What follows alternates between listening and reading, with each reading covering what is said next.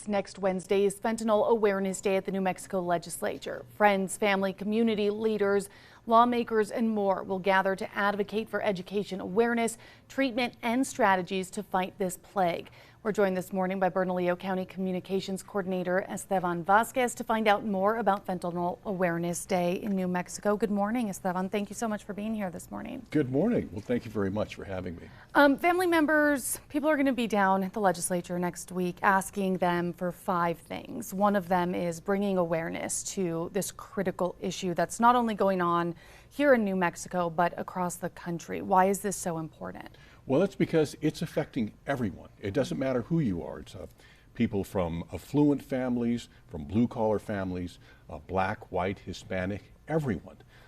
And it's also very, very impactful on their lives. And it's also very important because an addiction, whether it's only a month long or years long, doesn't define a person. The people who we're talking about are often beautiful people who are living productive lives. So that's not something to be ashamed of. People need to step forward and seek the treatment that they need. We do not want a stigma associated with it. People need to get help. And this is kind of an effort to amplify the voices of family members, not just those that are actually suffering from the addiction, but their friends and family as well. Why is that?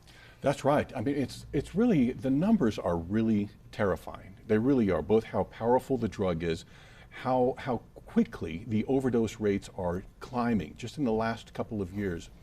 But the real story is in the personal impact, the human stories, and that's what really matters. You know, I think there's so much in our lives, in the news today, we see a lot of scary numbers, right? Whether you take your pick about your news story and the numbers are not good, but it's really the human story that cuts through, that makes people understand, oh, this is what they're talking about. So having the voices of those people impacted by this crisis in Santa Fe on Wednesday, that's hopefully going to cut through and get through to lawmakers, as well as serve as a networking environment for those people who are interested and who care about this topic. You mentioned the numbers and how terrifying they are. What are those numbers? How many people are dying from this fentanyl crisis every day? Well, nationally, I think the number is about a little over 100,000 last year. Here in New Mexico, over the last few years, it's close to 3,000. And the other numbers that are so scary is, say, a kilogram of fentanyl is enough to kill 500,000 people. The police are recovering thousands, even hundreds of thousands of fentanyl pills right here in New Mexico. There's also the number of ways that people can get fentanyl. They can buy it on social media. And often fentanyl is laced into other pills, fake pills. So people don't even know they're getting fentanyl. They might think it's an OxyContin, or they might think it's Xanax. But no, the drug cartels have laced those fake pills with fentanyl, potentially with a lethal dose of fentanyl. And you mentioned also a little bit earlier that this is a crisis that is affecting everybody, from blue-collar workers to, you know, higher class individuals, middle class. Everybody is being touched by this crisis. How come? Why is that? Why are we seeing that? I think that it's probably a combination of things. One of them is certainly the ubiquity of the drug. It's here in large quantities. It's that part about kids being able to buy it on social media, have it delivered to their homes if that's what they want. And I think that due credit, I want to mention that at Bernalillo County, our deputy county manager, Lisa Cedillo-White, and the county manager, Julie Morgesbacher, they've really started the conversation about this topic.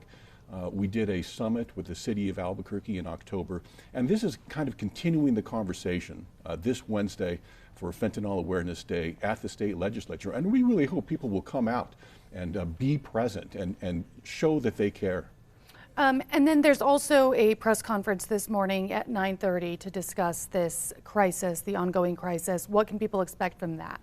Yeah, you know, and that's it's kind of morphing into, it will be a news conference, and we hope the news media comes for sure. But it's also intended for the audience that will be there.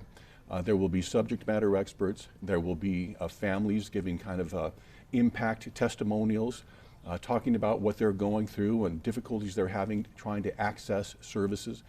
So it'll both be both for the news media and for anyone who cares to learn more. There will be tables displayed with information from treatment providers, from the Department of Health. The DEA will be there, lots of lawmakers. So for anyone who's interested in this topic, please come. Perfect. I appreciate it again. Thank you so much for being here this morning. For full recap of the interview, you can head to alwaysonkrqe.com.